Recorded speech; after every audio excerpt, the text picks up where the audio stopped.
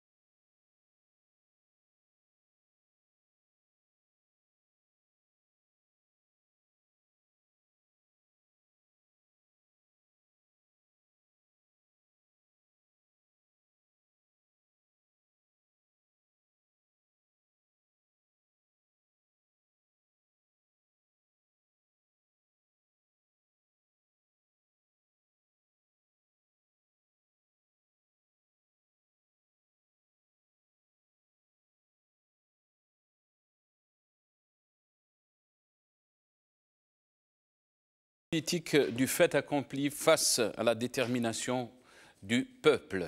Le titre de notre émission ce soir, j'ai le plaisir pour en parler sur notre plateau. Monsieur Idir Ounouran, analyste politique. Monsieur Idir, bonsoir. Bonsoir Monsieur Joudi et merci pour l'invitation. Merci. J'ai le plaisir aussi d'avoir avec nous Sibrahim Younsi, ancien cadre du MDA. Sibrahim, marhaba bik. Bonsoir. Merci de l'invitation et bonsoir à tous. Bonsoir Idir. Bonsoir Brahim. Aujourd'hui, il est à l'heure. Oui, bon, la circulation l'a permis. J'ai le plaisir aussi d'accueillir depuis Alger Maître Nabila Smaïl, avocate et militante politique. Maître Nabila Smaïl, bonsoir et merci d'avoir accepté notre invitation. Merci à vous de m'avoir invité, bien que je suis dans un état un peu qui ne pourrait pas me permettre de finir l'émission avec vous parce que nous sommes en route vers Oran. Donc ça risque on risque d'être interrompu à tout moment. Très bien, très bien. On essaiera de faire vite avec vous, Nabila. Merci beaucoup. Et on aura aussi Salah Debbouz, Maître Salah Debbouz, avocat défenseur des droits de l'homme. Maître Salah Debbouz, marhaba bik et merci d'avoir accepté notre invitation. Marhaba, c'est Nasser. Merci à vous et je salue les invités, les téléspectateurs. Yatik Saha, Maître Dabouz. On aura aussi le plaisir d'avoir Dr Amira Bouraoui, médecin, militante pour la démocratie. Amira Bouraoui, elle est avec nous? Elle n'est pas avec nous, on me dit. Et Abdel Jabbar, qui est étudiant à l'Université d'Alger, on parlera aussi donc, de ce 46e mardi des étudiants demain, comment ça sera. Mais je vais commencer l'émission par nos invités ici. Je vais commencer par vous, Brahim Younsi. Je sais qu'il va faire la gueule à Idir Nouran. Moi, j'aurais dit, il va faire la tête, mais bon. C'est pas grave, on est entre nous. Brahim Younsi, si on revient un peu à ce qui se passe en Algérie, en ce moment, dans le titre de l'émission, c'est la politique du fait accompli, face à cette détermination du peuple algérien.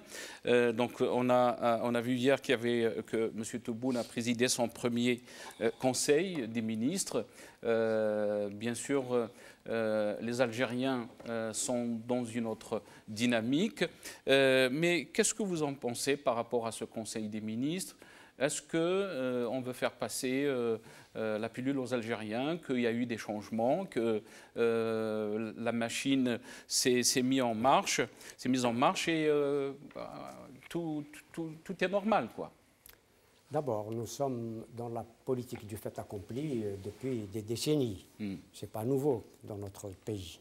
Et c'est le fait accompli qui continue.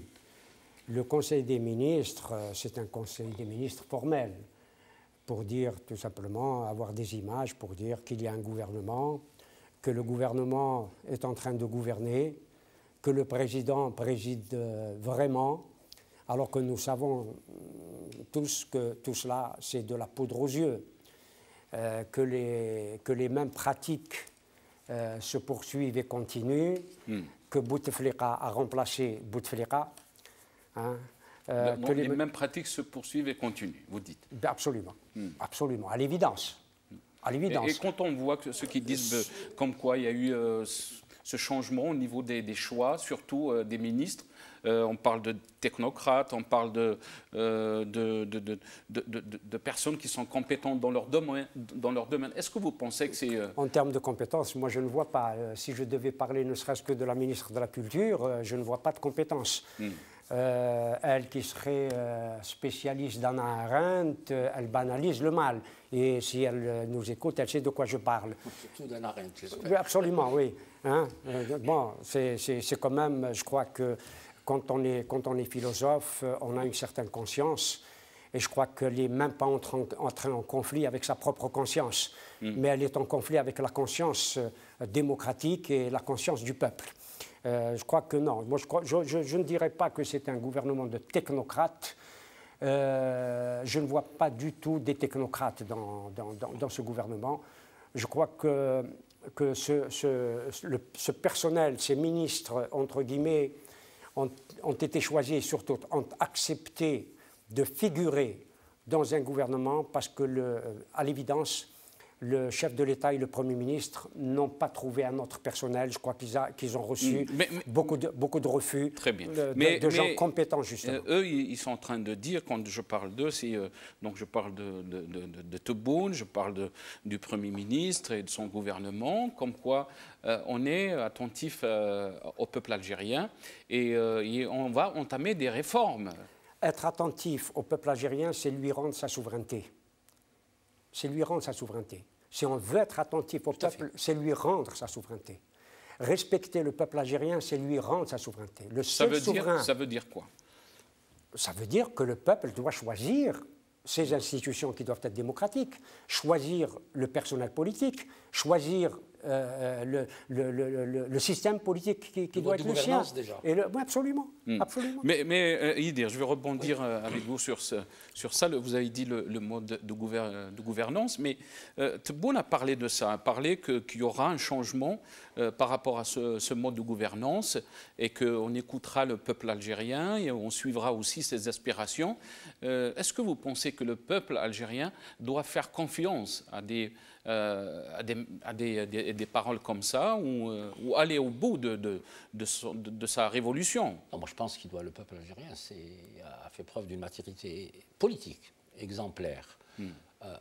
Il est clair que le gouvernement présenté par le président de la République ou le président désigné n'est pas un gouvernement ni de technocrate, ni, plus grave encore, M. Djoudi, ni un gouvernement politique. Il n'y a aucun homme politique qui ait une stature d'homme d'État, qui est une stature d'homme politique qui figure à l'intérieur du gouvernement. Je souscris tout à fait à l'avis de Brahim quand il dit qu'il a dû taper à beaucoup de portes, mais elles sont restées closes. Ça, c'est le premier élément. On dit que c'est un gouvernement technocratique. Il avait du mal à trouver des ministres. Moi, je suis intimement convaincu que beaucoup ont refusé, surtout dans la séquence historique que nous vivons. Et en plus, sans avoir la certitude que ce gouvernement va durer dans le temps, ils ne veulent pas sûrement être, et se banaliser surtout, dans cet esprit-là. Par contre, je reviens, je dis que ce n'est pas un gouvernement politique et c'est encore moins un gouvernement technocratique, malgré que peut-être que quelques ministres ont quelques expertises. Je pense au professeur Chitour, qui a quand même une expertise et qui, pour moi, est peut-être le seul. Je me permets, je ne suis pas dans le jugement, mais je donne mon ressenti par rapport au personnage. Si je peux me permettre une seconde. Oui. Moi, je considère que, par exemple, le professeur Chitour n'est pas un technocrate. C'est un universitaire. C'est un universitaire. D'abord, même s'il possède une certaine expertise. Si tu permets, je termine juste là. Oui, évidemment. Un gouvernement de technocrates, nous savons ce que c'est qu'un gouvernement de technocrates ou la technocratie. Ça veut dire que c'est un gouvernement de bureaucrates. Et Burnham, le sociologue américain, qui a parlé de l'ère des managers, c'est un gouvernement qui va vers cela s'est passé notamment... Je le rejoins, parce que ce n'est pas parce qu'on a fait Sciences Po qu'on devient homme politique ou homme pouvant diriger un ministère. Et nous ne sommes pas dans l'ère des technocrates qui est déjà passée. Oui, ce que je voulais dire, que quelques technocrates auraient fait du bien, de toutes les manières. J'ai une petite nuance avec Brahim. Mais ce qu'il faut retenir, c'est que le communiqué du Conseil des ministres est un communiqué qui est lénifiant, qui est stérilisant. C'est des poncifs éculés. On a l'impression qu'on a affaire à une communication de la fin des années 70 et des années 80. Quand il dit, excusez-moi, regardez, vous avez dit dans votre édito, et quand vous avez parlé de Tebboune, que la solution va arriver, qu'il y aura de la démocratie, qu'il y aura, etc. Il a parlé donc de la révision de la loi électorale, de l'amendement de la Constitution, mais aussi des directions nouvelles par rapport donc, à une autre façon de faire la politique en Algérie. Il a parlé veut faire émerger une nouvelle classe politique en encourageant les universitaires à s'engager dans la politique et dans les élections. L'invitation aux universitaires, elle ne se fait pas. Si quelqu'un se sent peut-être utile pour son pays, il s'engage de lui-même. Il n'a pas besoin d'avoir une injonction, une invitation de M. Tebboune. Soyons sérieux. Deuxièmement, quand il s'agit de redresser la situation, il y a d'extraordinaire. C'est-à-dire que là, j'ai l'impression qu'on nous prend véritablement pour des idiots. Et le rétablissement de l'autorité de l'État. Des marches à millions, il n'y a pas un arbre qui a été dégradé. Si on avait attaqué des symboles de l'État à ce moment-là, qu'on serait rentré dans une espèce de violence, à la limite, l'autorité de l'État. Au contraire, cette autorité, elle a été abjecte puisqu'elle a réprimé. Ça, c'est le premier élément. S'il entendait le peuple et qu'il fasse corps avec le Hirak, je suis désolé, le peuple demande une transition. Il demande au mieux, un processus constituant, ce que disait Brahim tout à l'heure, quel type d'institution il nous faut, quelle démocratie, quel mode de gouvernance, etc., etc. Et au pire, une constituante. Donc, à partir de ce moment-là, c'est un Conseil des ministres, enfin du moins le communiqué du Conseil des ministres, c'est un communiqué qui est creux, je suis désolé de le dire, je ne suis pas à même de juger les ministres, ce n'est pas un gouvernement commando, parce qu'on a une situation économique et tous nos indicateurs sont au rouge, je ne vois pas en quoi ce gouvernement peut faire face à une crise, c'est un gouvernement qui m'apparaît très hétéroclite, et surtout, il n'a pas de coloration politique, et c'est ça qui est le plus grave. C'est qu'il n'y a pas de coloration politique. Très bien.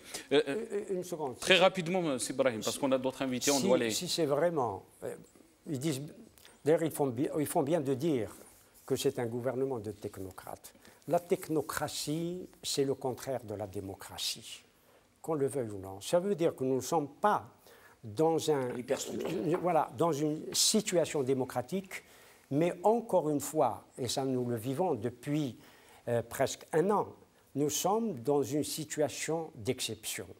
Et c'est un gouvernement, qui continue à gérer par décisionnisme, par décision. Nous sommes encore dans le décisionnisme. C'est la situation exceptionnelle. C'est-à-dire qu'il y a un souverain qui se cache derrière celui qui se présente comme le souverain. Très bien. Amira Bouraoui qui est avec nous, Amira Bouraoui, médecin militante pour la démocratie. Merci d'avoir accepté notre invitation. Marhaba bik, Amira.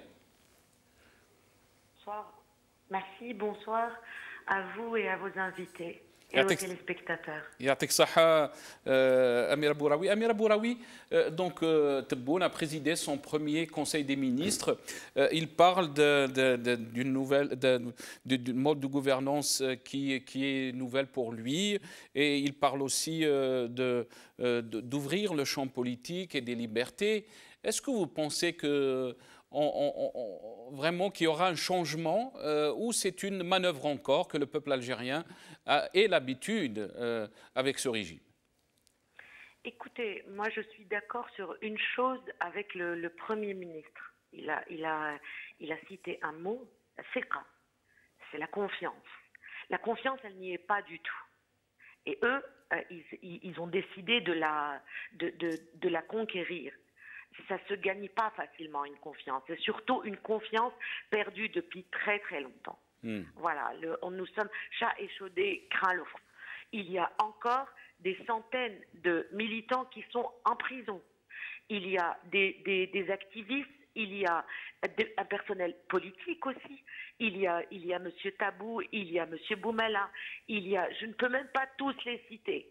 Et des centaines de jeunes qui sont encore en prison. Ils sont en train de les libérer par compte-gouttes. Je ne sais pas pourquoi. Est-ce que c'est pour faire avec ceux qui restent du chantage? Mais moi, je ne suis pas d'accord avec une quelconque négociation tant que les militants et les innocents ne sont pas libérés.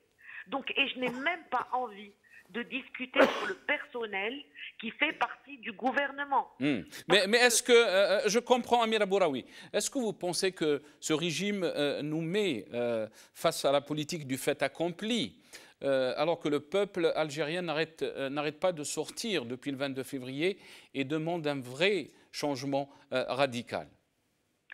C'est la politique du fait accompli depuis le 12 décembre, depuis le jour des élections.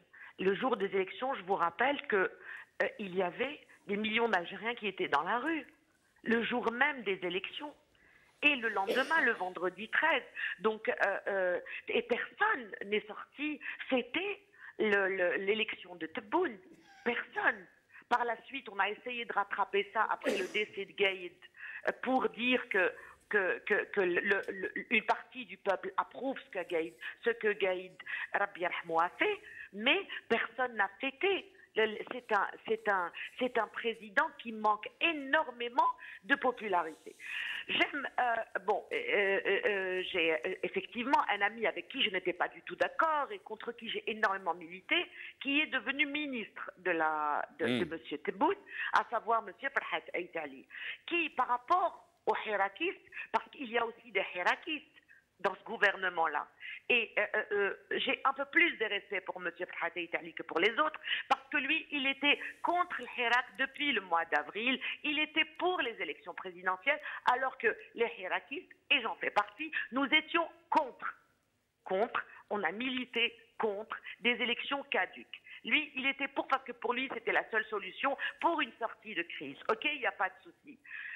Les autres, il y en a qui étaient vendredi d'avant avec nous, mercredi sont devenus ministres. Vendredi, ils disaient Tebboune la yumatheloni wa nourid marhala intiqaliya ومن بعد بربع ايام ومن بعد ولا وزير واحد كتب 3 سوايع قبل ما يولي وزير كتب تبون لا يمثلوني 3 سوايع ولا وزير.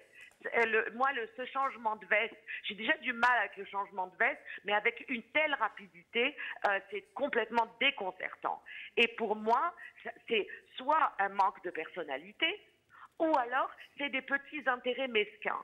Et dans les deux cas, On ne peut pas avoir un gouvernement ou un pouvoir fort avec des petites personnalités. Ceci dit, quand je dis que j'ai un peu plus de respect pour M. Farhat El Aitali, qui est resté sur sa position, par conviction, voilà, il a été ainsi. Donc, laissez-moi terminer parce qu'il a sorti une phrase, puisqu'on avait fait un plateau télé avant les élections où on n'était pas du tout d'accord.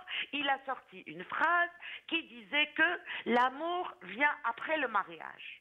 Il se trouve que ce fut un mariage forcé le 12 décembre et que jusqu'ici, nous voyons aucun signe d'apaisement. C'est vraiment un mois ou un voyage de noces macabre que nous vivons. Nous avons encore des militants qui sont en prison et chaque jour, vous savez, hier, vous savez, M. Nasser, il y a des journalistes et des avocats qui sont restés jusqu'à minuit à attendre la libération des détenus. Oui. Parce qu'ils se sont dit بالك يستناو حتى يروحوا كاع الناس باش يخلوهم يخرجوا باش ما يصراش العراج وعلى حنا على بالنا باللي ما خرجوهمش نهار الخميس باش ما يخرجوش بالجمعه مع الشعب ومع الحراك.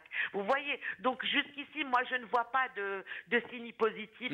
Même Amira Bouraoui, même ceux qui ont été libérés, il y a beaucoup d'eux ont été libérés sous conditions.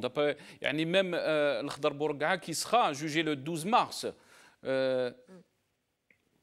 Oui, je vais juste laisser rebondir, je pense, Idil, par rapport à ce que vous avez dit, Amira Bouraoui, très rapidement. Alors je voulais dire à Mme Bouraoui que la confiance ou la suspicion sont des sentiments personnels. En politique, il n'y a pas de place pour ça. Ou on est d'accord pour avancer dans une direction donnée, ou on n'est pas d'accord, à ce moment-là, on est dans l'opposition. Ça, c'est le premier élément. Le deuxième élément, le plaidoyer que vous faites pour M. Farhat El Aitali, c'est ça, je le trouve un peu surfait. Qu'il ait pris ses positions contre le Hirak, ça le regarde. Qu'il ait été nommé ministre et qu'il ait accepté, ça le regarde. Mais je tiens à porter grief contre lui d'un point de vue moral. Je ne suis pas moralisateur, mais d'un point de vue moral, lui qui a été directeur de campagne de Ali Rdiri, depuis que M. Ali Rdiri est en prison, il ne l'a pas évoqué qu'une seule fois. Moi, ça suffit à mes yeux pour avoir une appréciation. Et on ne peut pas juger un gouvernement à l'aune de ce qu'aurait dit quelqu'un qui a accepté le poste de ministre. Je suis désolé, on est à l'échelle d'un pays, à l'échelle d'une nation. Amira Bouraoui, oui. Je peux répondre? Oui, oui, Amira Bouraoui, la parole est à vous. Mais je préfère qu'on sorte du nom d'Ali Farhat. Allez-y, allez-y. J'ai évoqué un exemple. Oui. Un exemple c'est une vision. C'est la vision de ceux qui pensaient ou qui étaient convaincus qu'on ne pouvait pas sortir de la crise sans aller vers ces élections-là. Parce que les autres, je ne peux même pas en parler, parce que c'était des hirakistes une demi-heure avant. Mais par contre, le hirak était clair. Il voulait des élections transparentes. C'est vrai que le hirak avait aussi ses faiblesses. Il faut aussi apprendre à se remettre en question. Avait ses faiblesses en quoi? Parce qu'une partie des hirakistes était pour qu'on aille quand même à des élections présidentielles, mais pas de cette manière-là, et l'autre partie qui était pour la constituante. Donc c'est clair que nous aussi, en tant que hirakistes et en tant que militants et en tant que classe politique et en tant qu'opposants et tous ceux qui se sont opposés, il faut aussi qu'on apprenne à se remettre en question. Pourquoi on n'a pas pu empêcher et imposer la feuille de route de l'Hirak? Pourquoi? Très bien, c'est des questions à poser, Amira Bouraoui, mais aussi pour ceux qui critiquent aussi le Hirak, la réponse de Hirak, c'est que la force de ce Hirak, c'est qu'il n'y a personne qui parle au nom de ce Hirak, et c'est pas, on ne peut pas dire que c'est un parti politique ou une tendance ou une idéologie, c'est tout le peuple algérien qui est sorti uni pour faire changer le système. Je reviendrai à vous, Amira Bouraoui. Salah Debbouz, à vous la parole. Comment vous voyez les choses donc évoluer et comment vous voyez donc ce premier Conseil des ministres? Est-ce que c'est un message au Hirak de dire que ça y est, on a mis en place un président, un gouvernement, qu'est-ce que vous cherchez? C'est business as usual. Écoutez, moi je suis un peu optimiste pour le Hirak et pessimiste pour le régime. Je vais essayer de m'expliquer. Il y a une dynamique populaire qui a démarré au mois de février 2019 pour rejeter un système mis en place, bien enraciné depuis 1957. Et ce système, il a tous les moyens pour durer, notamment les moyens financiers. Nous avons un mouvement de résistance populaire qui est en train de se constituer. Si ce mouvement s'inscrit dans l'agenda, dans le calendrier du régime en place, sa stratégie, elle est claire. Il impose une situation de fait accompli et il essaie de la normaliser. Tous les réformes du régime périnné qui ne propose plus de solutions, qui ne peut plus, il n'a plus les moyens de proposer des solutions, ce n'est pas parce qu'il n'y a pas de compétences, c'est parce que ces instruments sont faux.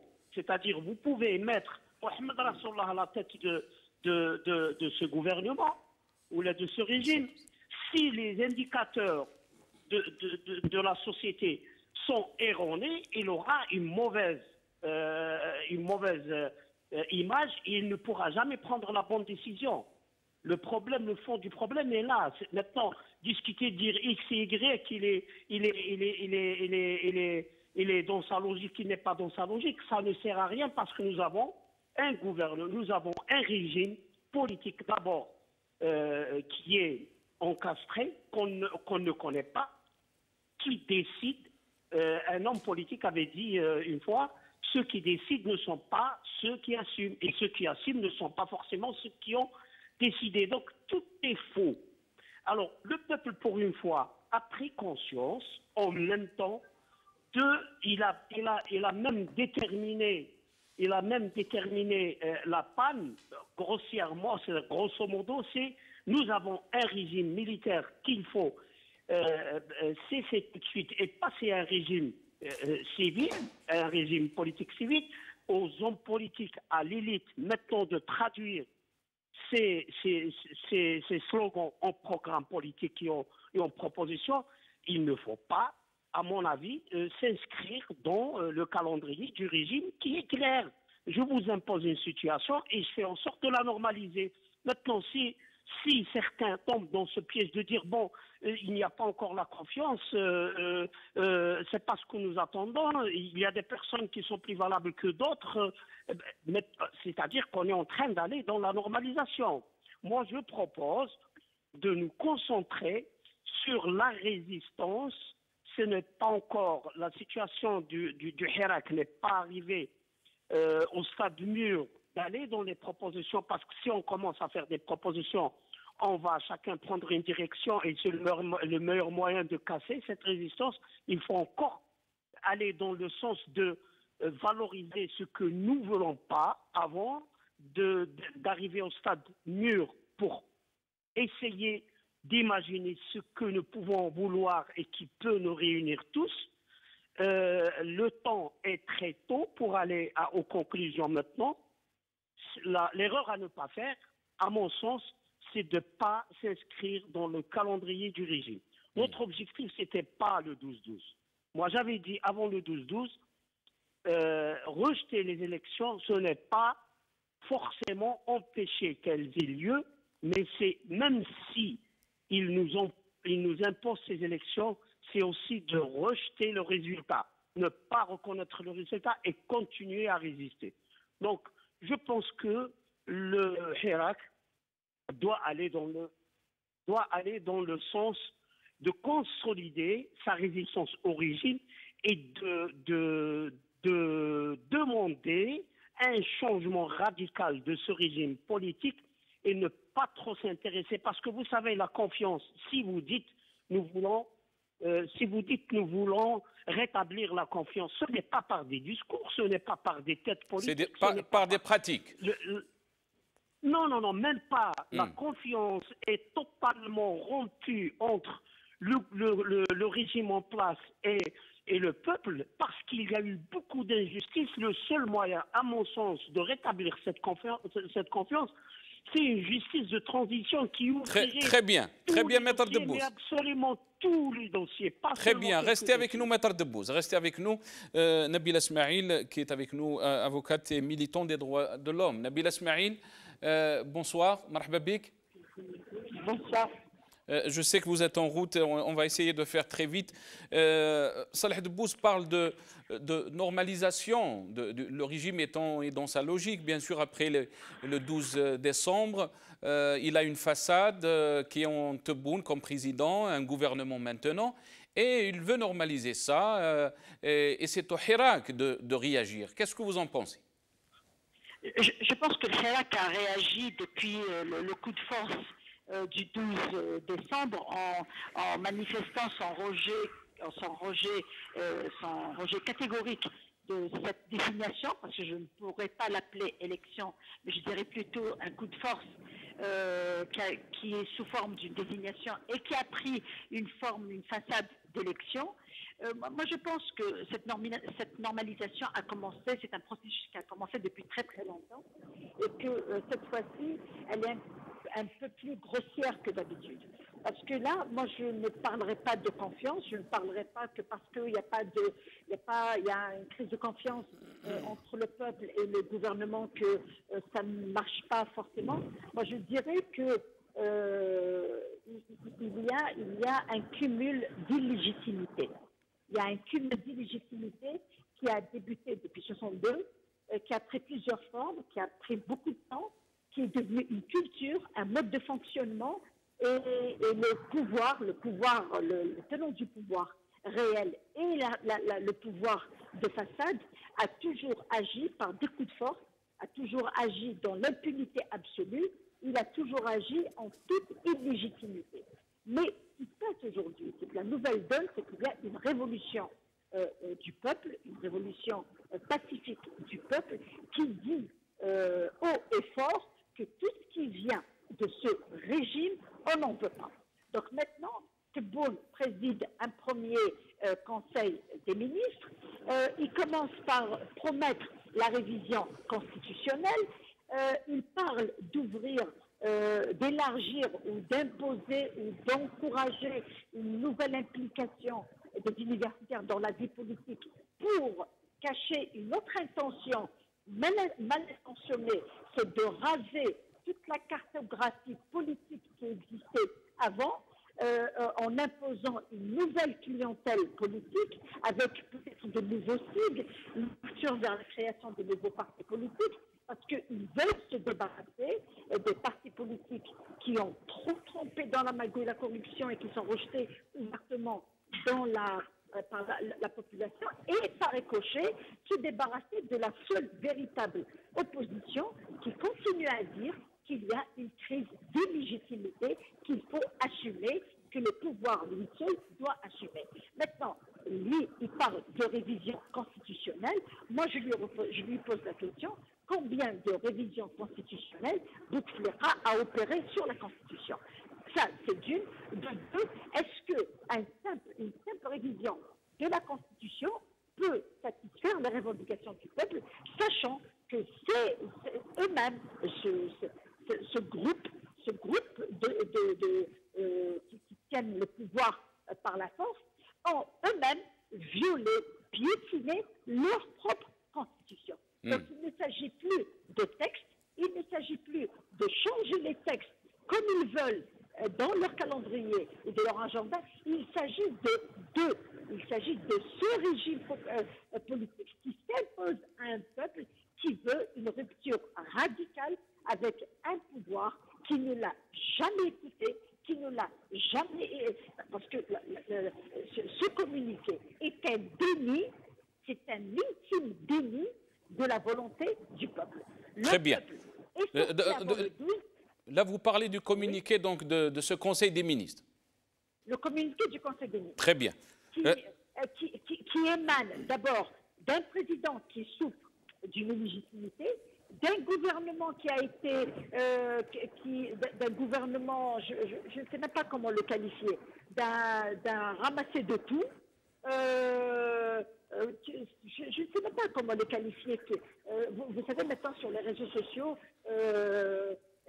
ça va vite, les informations, le passé des gens, les positions de tout un chacun. Et il veut faire passer ça pour un gouvernement technocrate, tel qu'il a été réclamé par la rue, qui a exigé une période de transition, parce que ce n'est que cette période de transition qui pourrait assurer une rupture graduelle avec le Très bien. système. Restez avec nous, Nabila Smaïl. Je sais que vous êtes... Je voudrais simplement, si vous permettez, ajouter un point. Bon, j'ai beaucoup entendu le mot confiance, comment rétablir la confiance. Écoutez, là, nous sommes en route vers Oran pour plaider le dossier de... Donc, Nabila Smaïl, on n'a pas entendu le nom de Chouicha, vous avez dit. Qadour Chouicha, très bien, ok. Très bien. Restez avec nous, Nabila Smaïl. Espérons rétablir la ligne en meilleures conditions, si c'est possible. Brahim Younsi, Brahim Younsi, si il voulait que je lui donne la parole, mais il ne voulait rien du tout. Je la lui passe volontiers. Brahim Younsi, si Nabila Smaïl a parlé de légitimité et pas de confiance. On n'est pas dans une logique de confiance, mais plutôt de légitimité. Et Amira Bouraoui avait parlé aussi de cette légitimité qui est perdue depuis 62, pas seulement depuis si on peut dire depuis les 20 dernières années de Bouteflika ou le 12 décembre dernier. La question de la légitimité se pose, mais la question de la légalité aussi. Parce que je lis et j'entends que ce régime aurait une légalité à gouverner. Et il n'a pas même de légalité. Il n'y a pas de légalité. Cette légalité lui viendrait d'où? Lui viendrait de la loi, de la Constitution? À supposer qu'elle puisse lui venir de la loi et de la Constitution et du droit. Nous sommes dans un positivisme juridique qui exclut, mon ami Ider parlait tout à l'heure de morale, qui exclut la morale. La légalité ne vient pas que de la loi. Si on raisonnait par l'absurde, l'État colonial en Algérie aurait été légal. Il nous appelait des hors-la-loi parce que nous n'obéissions pas à une loi qui était injuste. Ce régime n'est pas légal parce qu'il n'est pas fondé en droit.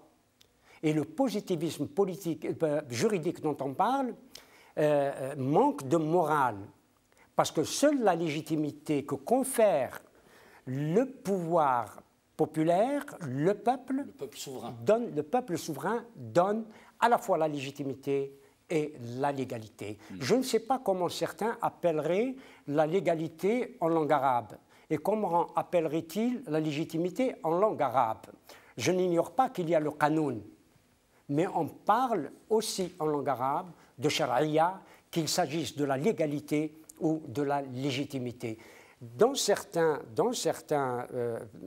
philosophies juridiques ou du droit, on fait cette séparation de la légalité et de la légitimité. Nous ne sommes pas dans le juridisme, nous sommes dans le politique. Le peuple est entré dans le politique, alors que le pouvoir, le système, n'y est pas entré ou il en est sorti.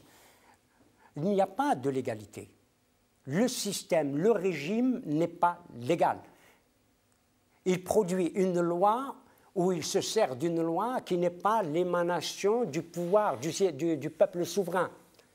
Le jour où le peuple... Et nous allons même constituant. Parce oui, voilà. Si nous allons vers un pouvoir constituant, et nous devons aller vers ce pouvoir constituant, c'est là où la légalité s'imposera à tous.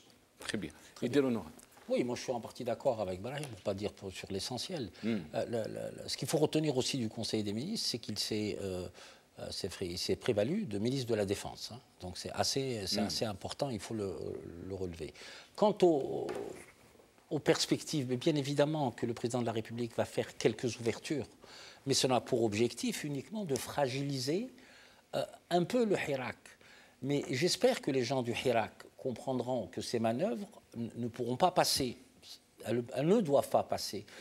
je dirais même plus, je pense que le Hirak, encore une fois, je ne suis pas habilité à parler au nom du Hirak. Je marche tous les dimanches, je fais les sit-ins qu'il faut ici.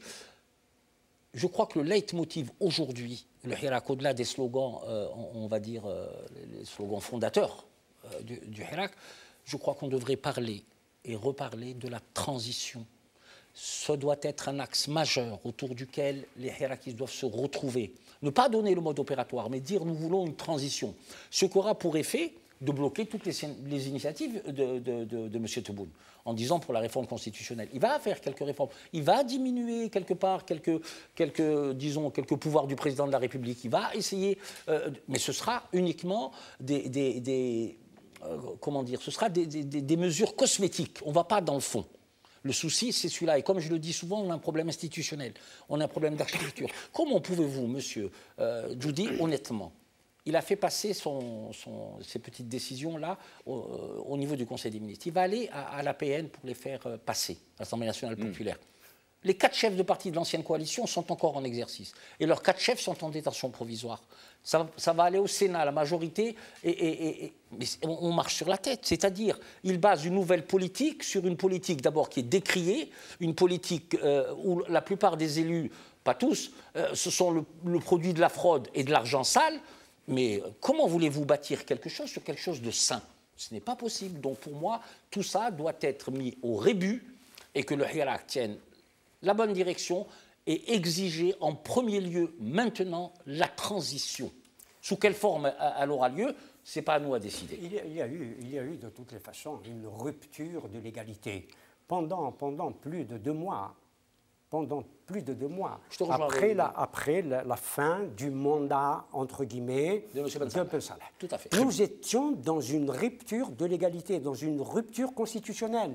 Ce régime-là, à supposer que le précédent avait une légalité, ni Tebboune ni son gouvernement n'ont de l'égalité. Et puis, il manque de légitimité de façon flagrante, parce que le peuple n'a pas voté à 95%. Très bien. Amira Bouraoui, je reviens à vous. Comment vous voyez le Hirak aussi se comporter? Est-ce qu'il y aura une accentuation du mouvement? Est-ce que les Algériens aussi vont comprendre que ce régime est en train de tourner au rang et qu'il est en train de gagner du temps et qu'il n'est pas du tout là pour répondre à leurs aspirations? Bien sûr, bien sûr. Vous savez, vendredi dernier, il y avait énormément de monde, peut-être autant que le vendredi d'avant, alors que Tebboune a essayé de draguer un peu, si vous voulez, le Hirak la veille, en nommant un ministre Elle cherchait tout à l'heure, votre invité, un qualificatif pour qualifier ce gouvernement. Moi, je dirais un gouvernement de briques et de broc, des anciens de Boutef, des néo-hirakistes. Il y avait de tout dedans. C'est une sorte de patchwork. Et malgré ça, le peuple était dans la rue vendredi et il attend encore la libération des détenus. Maintenant, sur le terrain, parce que bon, le peuple, il ne peut pas tous s'asseoir autour d'une table, il n'y a pas de table qui puisse rassembler des millions de personnes. Donc, et je réponds à votre invité qui parlait de représentants du Hirak. Vous savez, moi, dès qu'on m'avait posé la question depuis le début du Hirak, le mois de février, j'ai toujours dit qu'il ne fallait pas de représentants du Hirak parce que c'est la seule manière de l'assassiner, de le tuer. Parce que des représentants, on en fait quoi? On les discrédite, ou alors on les corrompt. C'est comme ça, le système fonctionne comme ça depuis toujours. C'est la carotte ou le bâton. Il fonctionne comme ça depuis plus d'un demi-siècle. Donc, et puis, c'est une révolution populaire. C'est un peuple qui est dehors. Mais le peuple ne pouvant pas s'asseoir autour d'une même table, là, c'est vient le rôle des opposants, des politisés, de ceux qui ont envie de faire de la politique et de faire entendre la voix de ce peuple sur une feuille de route. Aujourd'hui, ce qu'on a sur le terrain, c'est l'ensemble des partis politiques opposants. Nous avons la société civile et troisièmement les gens du manifeste. Et ce sont 3 visions qui se sont opposés donc à ce régime, mais qui ont une vision assez différente. Il y en a qui veulent aller aux négociations sans même le préalable de la libération des détenus. Ils veulent négocier. C'est pas négociable la libération des détenus. C'est pas négociable. Les détenus doivent sortir de prison. C'est une injustice. Et on leur doit réparation. Parce que réparation aux détenus qui ont été injustement emprisonnés, c'est rendre aussi hommage à la Révolution. Et puis vous avez ceux qui acceptent éventuellement de négocier si certaines conditions sont respectées. Et puis vous avez un courant qui est pour la rupture et qui ne veut pas négocier. Et là, il faut que toute cette opposition puisse justement créer clairement le rapport de force pour imposer la transition.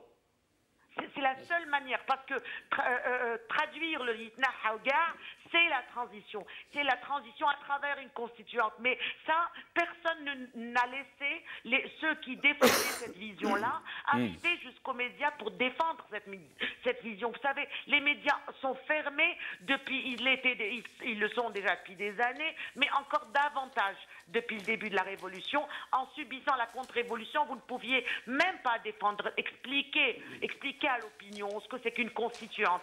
Ce n'était même pas possible. Très bien. Amira Bouraoui, restez avec nous. Vous voulez rebondir très vite et dire? Non, sur ce qu'a décrit Mme Bouraoui sur le paysage politique algérien entre les gens qui ont été soutenir M. Tebboune et participer à son gouvernement et l'opposition ou les oppositions diverses avec le manifeste, le pas de Mme Bouraoui en a parlé. Moi, je trouve intéressant le communiqué du PAD d'aujourd'hui qui cerne les limites. Je ne dis pas qu'il va faire corps-jonction avec le Hirak, mais il pose les vrais problèmes. Les camarades qui ont signé le manifeste, pourquoi pas? Il y a un appel de Free Algéria pour des assises nationales pour la transition et la rupture radicale avec le système qui sont en train de s'organiser à l'extérieur du pays. Moi, je pense que la jonction entre tous ces différents mouvements peut faire l'objet d'un colloque, d'un appel à cette transition. Et à ce moment-là, on pourra définir une feuille de route commune, que chacun ait le sens du compromis, mais tout en n'oubliant pas le vecteur principal qui est la révolution populaire. À ce moment-là, le peuple pourra sanctionner la feuille de route du PAD, des partis politiques, des opposants, des personnalités, du manifeste et de Free Algéria qui est à l'international, qui, je le rappelle, est présent partout, de Washington, en Autriche, en Espagne, en France et dans tous les pays d'Europe. Donc attendons un petit peu, on est dans une phase de rassemblement, il ne faut pas perdre de vue qu'il faut unifier toutes les forces, oublier nos divergences, se ramasser, penser à la transition. Dans le cadre de cette transition, si elle est imposée, il ne faut pas oublier que parallèlement à ça, un discours doit être élaboré pour disqualifier, l'élection de M. Tebboune, c'est un préalable. Ensuite, c'est un message qui est adressé à l'armée, parce que quand vous disqualifiez M. Tebboune, vous disqualifiez le bras politique du haut commandement militaire. C'est tout ça qui doit être architecturé. Et à ce moment-là, on pourra envisager peut-être sereinement l'avenir. Et à ce moment-là, les véritables rapports de force pourront être élaborés et surtout être mis en dynamique. Très bien. Maître Saleh Debbous, je reviendrai à vous. Quand on nous parle de la Libye en ce moment, l'événement libyen qui a surpris un peu l'Algérie, si on peut dire, il nous parle donc de risques qui sont pas très loin de nos frontières, une frontière qui fait presque 1000 kilomètres. Est-ce que vous pensez que c'est sérieux ce qui se passe là-bas et le régime, bien sûr, essaye d'exploiter ça à sa manière et il essaye de dire aux Algériens de faire bloc autour de lui. Qu'est-ce que vous en pensez, Maître Saleh Debbous? Écoutez, moi je prends au sérieux toute menace sur la sécurité, même si elle vient d'un petit fou qui prend un fusil et qui affiche sur Facebook sa menace pour dire je vais tuer ceux qui ne veulent pas les élections ou quelque chose dans ce genre. Mais justement, ça c'est le rôle de l'armée, c'est pas le rôle du peuple. C'est l'armée qui doit protéger les frontières, c'est pas le peuple. Le rôle du peuple, c'est de faire le choix des dirigeants politiques, ce que l'armée ne veut pas lui laisser. Et le rôle de l'armée, c'est d'aller protéger les frontières, ce que l'armée veut mettre sur le dos du peuple. Et donc, vous voyez que déjà, nous avons un monde qui fonctionne à l'envers. Si l'armée s'occupait de la sécurité des frontières et s'occuper des menaces potentielles qui peuvent exister. La Libye, c'est pas une histoire qui date d'hier. La Libye, c'est une histoire qui date même de l'époque de Kadhafi. Et tout ce qui s'est passé après Kadhafi, ça n'a jamais été pris en charge. Je pense que les services de renseignement algériens s'occupaient beaucoup plus à fouiner dans nos sous-vêtements, nous, peut-être excusez-moi le terme, les activistes, qu'ils soient politiques, syndicaux ou de la société civile, beaucoup plus que de s'intéresser à l'information qui peut être très utile pour la sécurité nationale. Aujourd'hui, ce n'est pas des trucs qu'on est en train de dire, voilà, se jeter la responsabilité. Non, il faut remettre les choses à leur endroit. Nous avons une armée qui ne s'occupe que de la chose politique au détriment de sa mission qui est la sécurité de l'État. Et nous avons ces outils qui sont, entre autres, par exemple, les services de renseignement qui ne font pas leur travail. Moi, j'ai vu des rapports de services de renseignement qui disaient que on a suivi Flaine, il fait la prière de vendredi dans un garage et donc il le ramène devant un juge pour le juger. Il le fait tout seul, il le fait pas en groupe, il le fait dans un garage, etc. Ça, c'est pas de la sécurité de l'État, ça. Et aujourd'hui, on nous dit, bon voilà, il y a la Turquie en Libye, il y a l'Égypte, il y a je ne sais pas qui d'autre, et ça constitue un danger potentiel. Il faut que le peuple prenne conscience. Mais qu'est-ce que peut faire le peuple? Peut faire le peuple dans la frontière pour empêcher ce risque-là? Le risque, il faut l'empêcher par des actions de dissuasion, pas par du populisme. Maintenant, vous me donnez l'occasion pour rebondir et dire que le fait de vouloir changer le régime politique actuel, qui est, il faut le rappeler, qui est un régime conçu selon les techniques de l'après-Deuxième Guerre mondiale, c'est-à-dire l'époque où il y avait une insécurité qui régnait à travers le monde, et donc beaucoup de régimes étaient conçus autour de la colonne vertébrale de l'armée et des services de renseignement. Mais nous, on est peut-être l'un des rares pays, peut-être avec la Corée du Nord, je ne sais pas s'il y a d'autres pays, qui gardent toujours ce système politique qui est basé sur l'armée et le renseignement, au moment où même les Tunisiens n'imaginent même pas que l'armée s'implique dans la chose politique.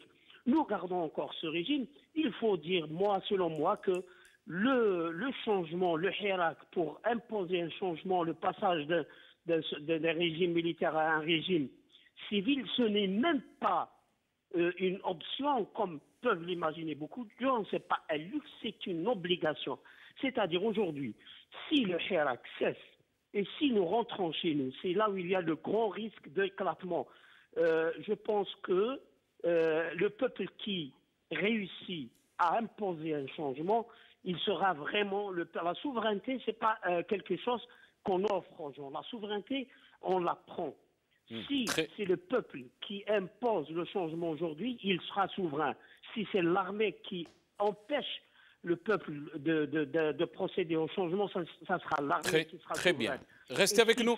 Si c'est une force étrangère, si c'est les Émirats, si c'est les Américains, si c'est les Français qui imposent un modèle politique à l'Algérie, eh bien, ça sera eux les souverains. C'est une question pratique. Très bien. Restez avec nous, Maître Dabbouz. Nabila Smaïl, très rapidement, si elle est avec nous. Nabila Smaïl. Nabila Smaïl, sur cette question de ce qui se passe donc en Libye, est-ce que vous pensez que ce risque dont parle le président Tebboune et son gouvernement, et on a vu des images défiler, l'arrivée donc de Sarraj, qui est le représentant du gouvernement libyen, et le régime qui nous parle donc de ce danger et qu'il faut donc faire bloc autour du gouvernement, autour de son président, Est-ce que vous pensez que c'est toujours les mêmes pratiques? Quand le peuple se soulève, on nous trouve toujours des ennemis pour essayer un peu de d'essouffler ce mouvement. Moi, pour ma part, le seul danger qui menace l'Algérie, c'est le pouvoir actuel. C'est le régime qui se régénère d'une façon plutôt outrageante et presque insultante.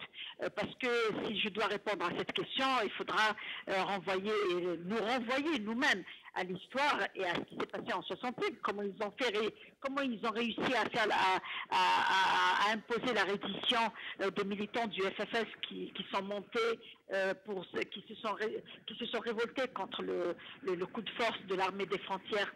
Qu'est-ce qu'ils ont inventé? La fameuse guerre des sables. Comment est-ce qu'il y a eu réduction des militaires et des militants du FFS qui ont pris les armes, pas contre le peuple, mais qui ont pris les armes, pas pour tuer, mais pour se révolter contre le coup de force de 63 et jusqu'à 65. C'est exactement ce qui s'est passé avec les frontières au Maroc quand ils ont dit Sine el Barakat et puis Hadi Wahda. En plus, ils ont créé ce conflit avec le Maroc pour obliger tout le monde à s'unir derrière le régime militaire qui s'est installé à l'époque. C'est exactement la même chose. Comment voulez-vous que le peuple vienne apporter son soutien à l'armée? Qu'est-ce qu'il va faire le peuple? Il va arrêter le Hirak? Moi, le seul danger pour la stabilité de l'Algérie, c'est le régime politique actuel. Rien d'autre.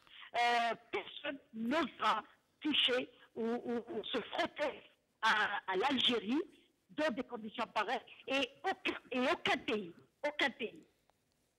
intérêt économique très colossaux n'osera mettre le feu à l'Algérie, pour moi, par les frontières libyennes. Donc, ce qui se passe en Libye obéit à des directives qui viennent des pays du Golfe et dont nous connaissons tous les enjeux, mais ce qui se passe en réalité, c'est qu'on essaie de nous détourner de l'essentiel, on essaie alors la légitimité qu'il n'a pas eue par l'urne, il ne l'a pas eue par l'enterrement du chef d'état-major, il ne l'a pas eue par la libération des détenus. Maintenant, il joue la carte du danger sur les frontières.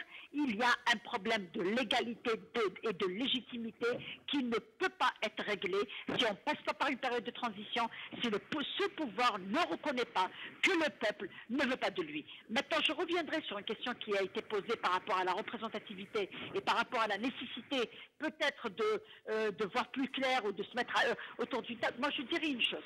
Le Hirak n'est pas là pour apporter des solutions. Le Hirak est un moyen de pression.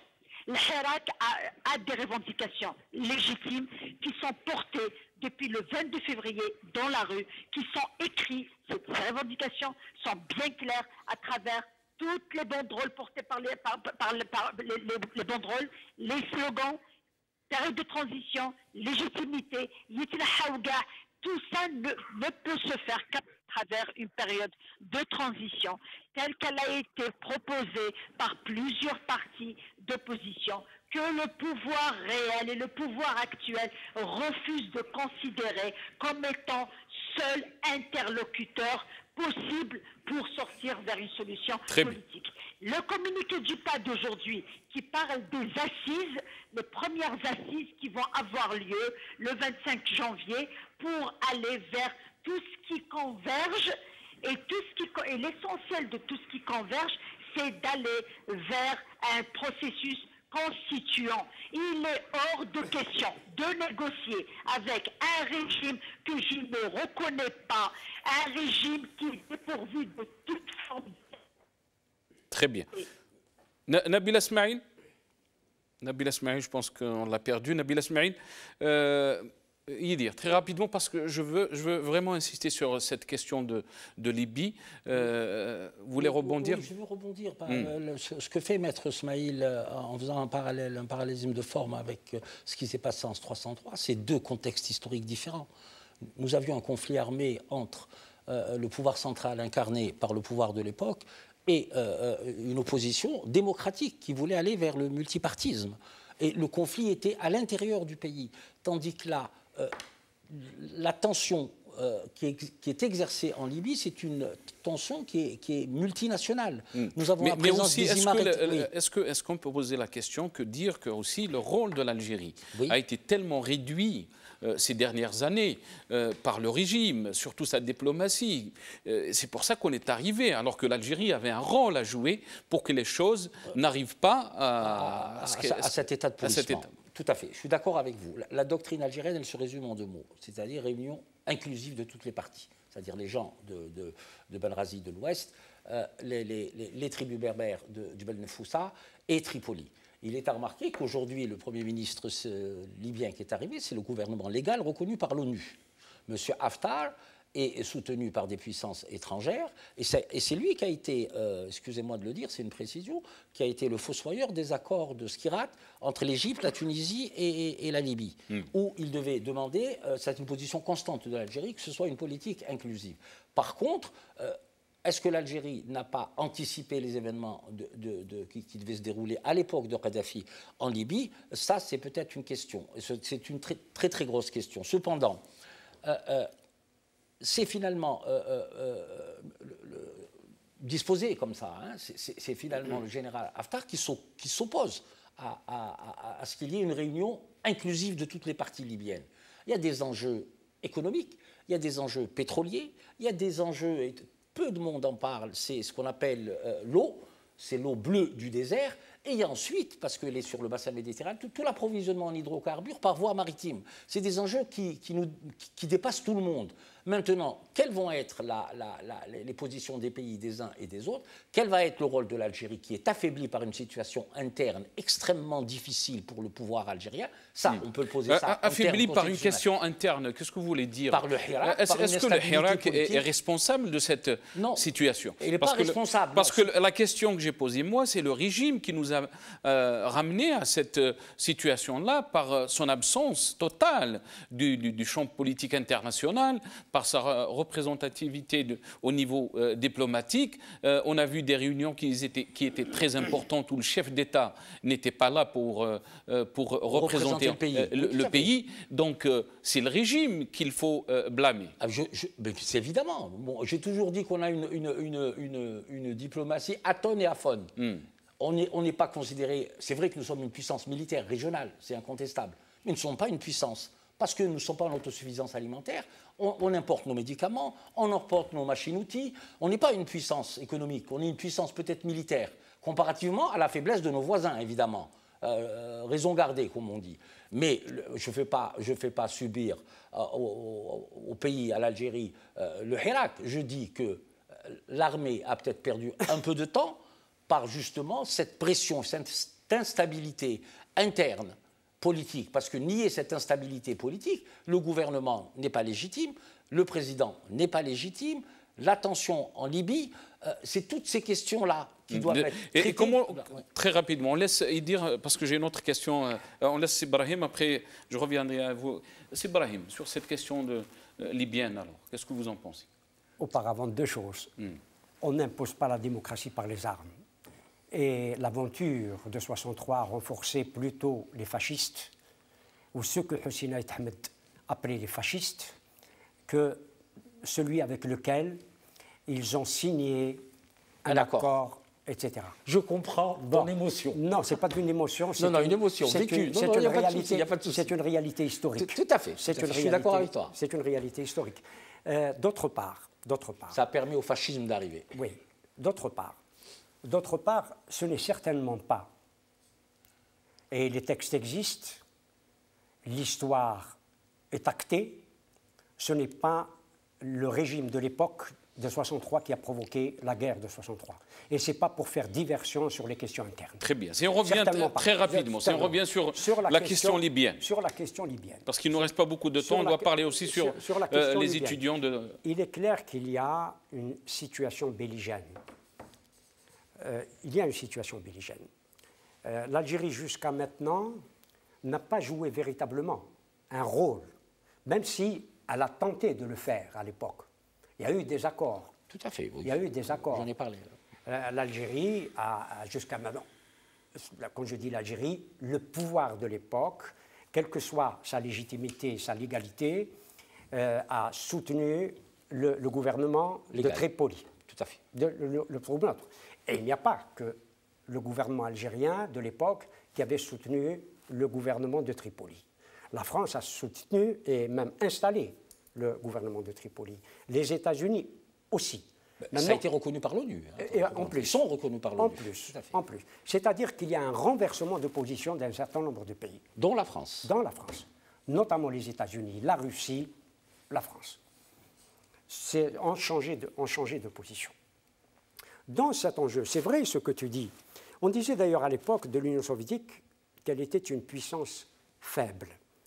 Parce que sur le plan socio-économique, elle était très faible. Est-ce que vous pensez qu'on est dans la même... Est-ce qu'on est en position de faiblesse? Non, nous sommes, indéniablement, nous sommes en position de faiblesse. En position de faiblesse, à la suite de ce que vous avez dit. Vous avez parfaitement raison.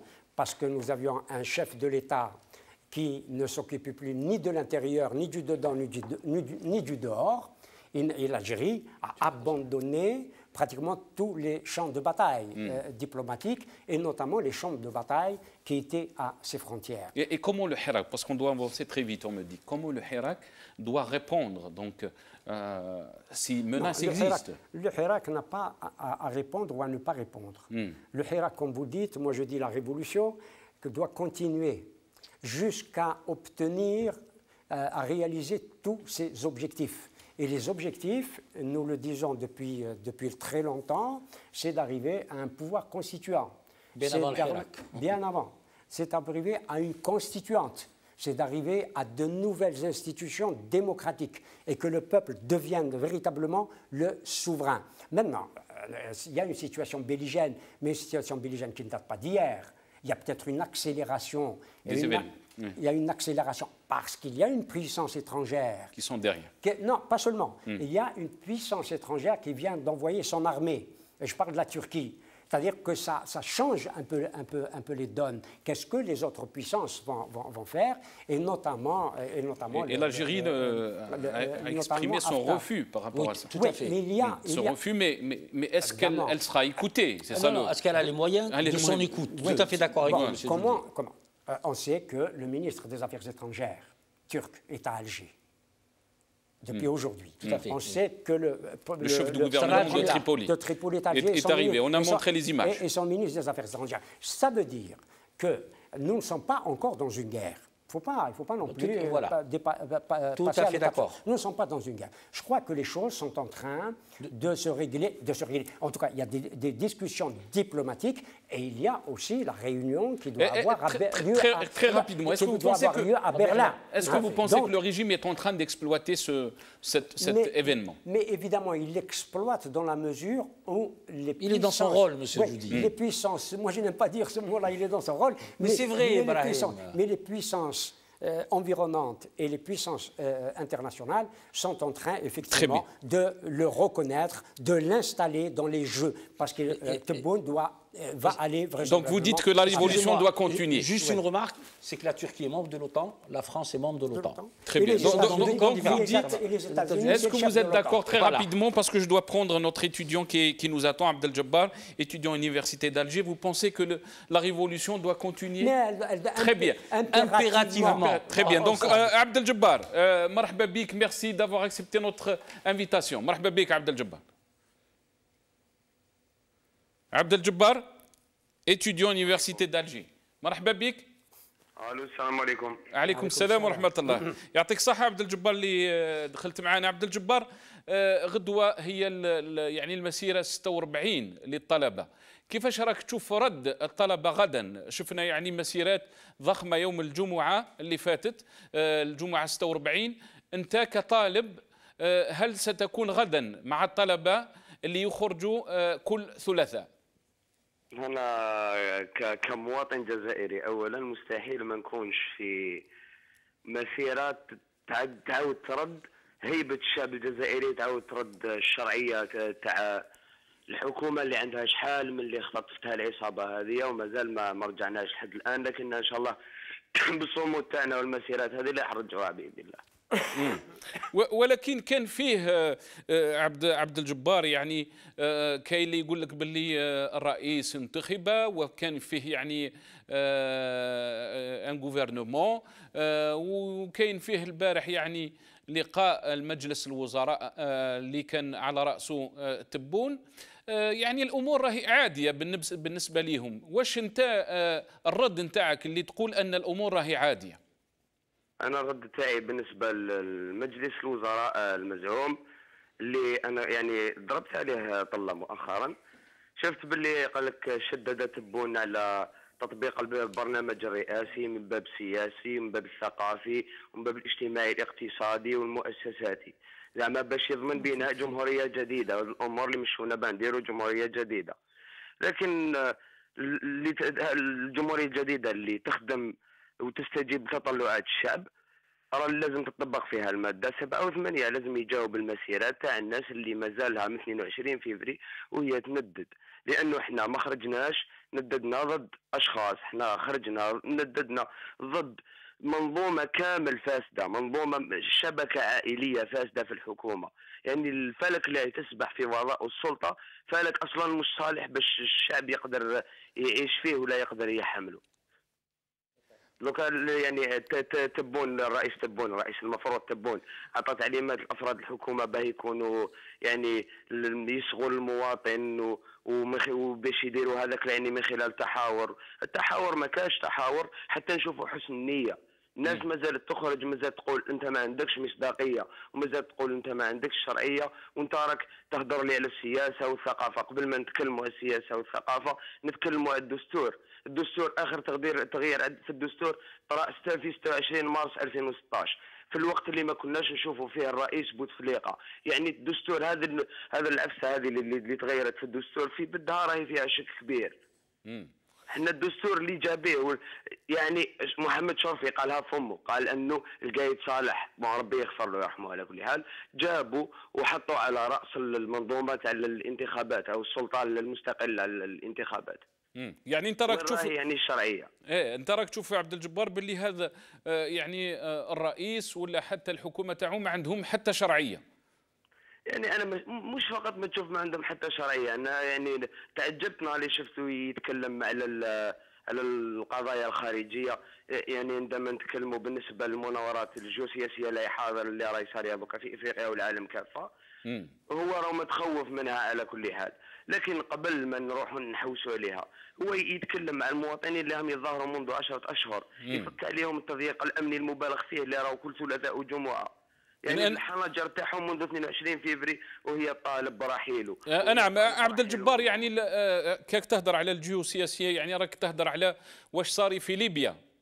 واش صار في ليبيا؟ يعني هما راهم يقولوا لازم يعني الجزائريين يتنبهوا لهذا الخطر اللي موجود على حدود الجزائر وهو في بلد ليبيا، ولازم احنا يعني كجزائريين ولا حتى يعني كل الجزائريين هذول يخرجوا يلتفوا حول قيادات نتاعهم. هل هذا مقبول يعني عند الناس؟ لا راهي تخرج بالملايين ولا راهي تطالب بالتغيير. يعني أنا بالنسبة لي الملايين اللي قدروا يشدوا هذه مدة 10 أشهر بالسلمية هذه وبطريقة الطريقة الحضارية وبالوعي هذا، يعني الملايين هذوما كامل يقولوا أنه أحرر الجيش الوطني الشعبي وأفراده من أبناء الشعب في القلب، ويعني احنا معاهم ظالمين او مظلومين، مش القيادات اللي ديناصورات سياسيه بين قوسين اللي تعودنا ان نشوفوها في كل المحافل الوطنيه تاع الجيش منذ الازل. لكن احنا هذوما الولاد الشعب اللي راهم في الحدود ويحموا في البلاد، احنا يدنا في يدهم، احنا غدوه يكون كشميس راه احنا اللي انا في المسيره، وكي نقول احنا نتكلم باسم الشعب اللي راهو ثاني في المسيره، وعلى بالي باللي واحد فيهم ما يعارضني انه لو كان تحتاجنا بلادنا راح نمدوا الغالي والنفيس في سبيل الجزائر. لكن لما تشوف انت يا رئيس كما يفترض انه منتخب وانه مقبول على مستوى الوطن يروح يدير 39 وزير، يعني قسموا وزارات بين اشخاص اصلا، وراح دار هذيك الصوره كامل امام العالم، وبعدها ما يقدرش يدير وزير دفاع في الظرف المناورات هذول المصارين اللي تكلمنا عليهم جو سياسيه لا يساريه. يعني انا بالنسبه لي نشوف الاولويه على الاقل اذا كانت عنده صح الشرعيه. بالنسبه لي يعني يبدا يفكر في الوزاره هذه قبل ما يفكر في 39 وزاره الاخرى. يعني الجزائر يعني مده 10 اشهر او مده 7 اشهر كنا بلا رئيس، وكنا مع رئيس دوله اللي هو بن صالح. وعلى كل حال قال لك يعني مشاو البلاد، مع انه مشى البلاد من 62 وهي ماشيه بقدره الله سبحانه وتعالى، ما صار والو في البلاد. يعني يقدر يغض النظر على ال 39 وزير هذوك ويتطرق للحاجه اللي هي مخوفاته، اللي هو قال باللي نتخوفوا من الامور الجيوسياسيه لا حاضره اللي هي صاريه. عبد الجبار، اعجبتني كي قلت راهي ماشيه بالقدره تاع ربي سبحانه الله وتعالى، يعني 62. نعم عبد الجبار، يعني ما زلناش بزاف الوقت، ولكن انت الكلام راك تقولوا عنده معنى كثير يعني، وهذا اللي ورى وعي تاع الشباب والطلبه اللي راهم يعني كما نقولوا راهم وقود هذه الثوره ولا هذا الحراك. الكثير يقول سي عبد الجبار، انت ممكن يعني تقبل هذا الراي ولا لا، ان على يعني هذه الثوره ان تتنظم وممكن لازم تخمم في التمثيل نتاعها. هل هذا يعني راك تشوفوا باللي راهو يعني اون اورجونس، ولا لا احنا لازم نكملوا في هذه المسيرات اللي بدات في 22 فبراير، وهو الضغط على النظام ان يقبل ان تكون فيه مرحله انتقاليه؟ يعني انا من وجهه نظري الشخصيه نتطرق يعني نشبه الكلام اللي تقولوا، نعطي تشبيه صغير على واش كان داير بين العباسيين والامويين لما يعني رجعوا لهم واحد البيت شعري يجاوب كامل واش قلت انت هذوك. قال لهم يعني ما السيف اسطار البلاغه وانتهى، عليك ليوث الغاب من كل جانب. يعني اللي كان ظالم وهاجموه الناس اللي كانوا يعني من كل الايديولوجيات ومن كل الديانات ومن كل التوجهات. احنا هذه الحاجه اللي خلات الحراك او عفوا الحراك يشد لمده ال10 اشهر هذه بكل نظام وبكل سلميه وبكل احترام. يعني لما تشوف انت شباب جزائري بمستوى دراسي يعني مقبول، وتشوفوا يعني يفوق السياسيين اللي عم يعتمدوا عليهم هما اولا. ثانيا لو نروحوا للتمثيل، يعني لو نعطوهم شخص يمثل الحراك المبارك هذا اللي مده 10 شهور هو مهبلهم، راح يولوا يهاجموا في شخص، لانهم هكذا ما راهمش طالقين الحراك. هم يقولوا انه القبائل اللي داروه، مع انه انا عربي 100%، ويقول لك راك تتبع في القبائل. احنا لما نهاجموهم من كل مكان، يعني بالنسبه للايديولوجيات الاسلاميين العلمانيين القبائل توارق العرب، ما راحش يقدروا يديروا مشكل في انسان معين. يعني انا بالنسبه لي وجهه نظر تاعي انه التمثيل هذا ما هو الا خطه او خبث سياسي باش يكسروا الحراك. نعم. او باش يحجموا الحاجه اللي هما راهم حابين يعني يحتويوها. بعجاله عبد الجبار، يعني كيفاش راك تشوف رد الطلبه غدا يعني في ثلاثاء 46؟ انا على ما اظن بعد ما شفنا بزاف ناس يعني كانوا معنا في الحراك عفوا في الحراك يعني مشاو معانا، بعدها راحوا للوزاره كانوا يعيطوا ما كانش شرعيه معانا، بعدها ولاو وزراء راحوا قبلوا ويكونوا وزراء تاع رئيس. من قبل كانوا يقولوا عليه انه ما عندوش شرعيه. ما مستحيل انسان يعني انسان مريض دوكا ما عندوش عقل، مجنون، تروح تسقسيه تقول له شوف يقول لك انا نهار 3 مع الطلبه باذن الله في المسيره. يعني الناس اللي عندهم 10 شهور ما يخرجوا مستحيل غدوه راح يسكتوا ولا راح يخلوا مهزله كما هذه تجوز على السكات هذا. يعطيك الصحة عبد الجبار خويا، بارك الله فيك، شكرا على هذه المداخلة القيمة. عبد الجبار, étudiant à l'université d'Alger. Très rapidement, je vais faire le tour. Nabila Ismail, est-ce qu'elle est avec nous, Nabila Ismail? Nabila Ismail, on l'a pas avec nous. Salah Debbouz, Maître Salah Debbouz, très rapidement, est-ce que donc le Hirak ou cette révolution du sourire doit continuer à faire pression sur le régime? Très rapidement, s'il vous plaît. Absolument, il n'y a même pas lieu de poser la question. Juste une petite remarque, il n'est pas, شوف باش نخرجوا définitivement من قصة شكون يمثل الحراك وشكون ما يمثلش الحراك. الحراك ما عنده حتى واحد يمثلو وما يلزم يكون حتى واحد يمثلو، والحراك هو غضب شعبي، وهذاك الغضب الشعبي ينفجر ويقعد منفجر حتى نهار البوفوار يفهم باللي لازم التغيير. دوكا ماتنون il faut que les élites qui existent, il faudrait que d'autres élites émergent من وسط هذا الحراك parce qu'il faut une nouvelle vision face des propositions qui pourraient ouvrir une voie vers la transition voulue, c'est tout. Le reste, il faut pas aller dans les faux problèmes. Ça, ce sont des faux problèmes. يعطيك الصحة متر دبوز بارك الله فيك. Je sais pas si Amira Bouraoui est avec nous. Amira Bouraoui. Amira Bouraoui, on me dit qu'on l'a perdu, Amira Bouraoui. Très rapidement à vous, donc ici dans le plateau. Je commencerai par Brahim Younsi, après le fameux Idirou Nouran. C'est Brahim, la même question pour vous. Est-ce que vous pensez que le Hirak doit rester on a déjà répondu. On a dit tous les deux à l'unisson impérativement. Mais pourquoi l'homme algérien, pour citer Camus, pourquoi l'homme algérien se révolte? Ça, c'est une question, me semble-t-il, importante.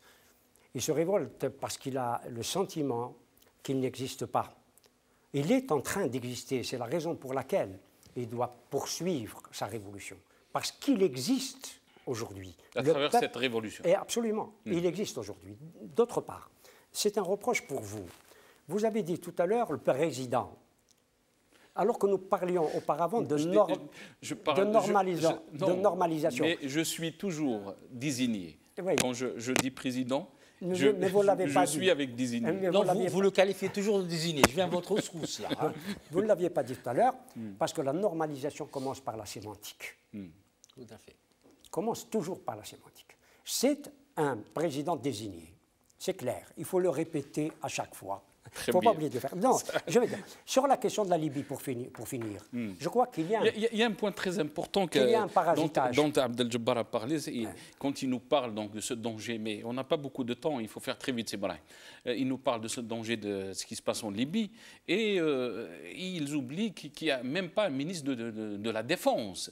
Le premier communiqué, je crois que Idir en a parlé tout à l'heure, le premier communiqué de Tebboune, il se présentait comme président de la République, ministre de la Défense. Aujourd'hui aussi. Voilà, il se présente comme ministre de la Défense. Le problème est réglé à ce niveau. Il se présente comme ministre de la Défense. Bon, la question, parce qu'on a commencé par là. On a commencé par là, c'est le pouvoir militaire et le pouvoir civil. Évidemment, il faut aller vers un pouvoir totalement civil, que les militaires obéissent aux civils, comme dirait Cicéron, que les armes cèdent à la toge. Et dire, une minute, c'est tout. Par rapport moi je dis une chose, c'est que la révolution, on doit continuer. Ça paraît évident, que c'est un mode de pression. Je suis d'accord avec Maître Debbouze. C'est que parallèlement, encore une fois, il ne faut pas disqualifier ceux qui peuvent, dans cette séquence historique, apporter quelque chose par leur expertise politique, par leur fonctionnement politique, par leur vision. Nous sommes dans une phase de rassemblement, même si elle est en parallèle actuellement avec celle du Hirak. Il faut se donner toutes les chances de converger tous vers ce qui doit nous amener vers une transition. À ce moment-là, comme je l'ai dit tout à l'heure, on pourra, les gens qui seront à la tête des assises et qui s'y fassent jonction, Inch'Allah, avec le Hirak, élaborer les véritables rapports de force. Mais moi, j'estime encore une chose, il faudrait disqualifier l'élection présidentielle. Ça, c'est très important. La disqualifier complètement. À la fin de cette émission. Ça a été un plaisir, monsieur Joudi. Je voulais dire quelque chose, mais je ne veux pas fâcher mon ami Idé. Je remercie Idirou Nouran, analyste politique qui était avec nous. C'est Brahim Younsi, ancien cadre du MDA. Nabila Smaïl, avocate et militante politique, bien précisé, c'est Brahim. Maître Salah Debbouze, avocat défenseur des droits de l'homme. Et Dr Amira Bouraoui, médecin militante pour la démocratie. Et Abdel Jabbar. Excellent Abdel Jabbar, étudiant, Université d'Alger. Vraiment félicitons. Merci à vous tous, merci à nos téléspectateurs. Jamal Din sera très prochainement de retour. Mercredi sera avec vous, Inch'Allah. Ya'tikum saha wa bqaw ala khair.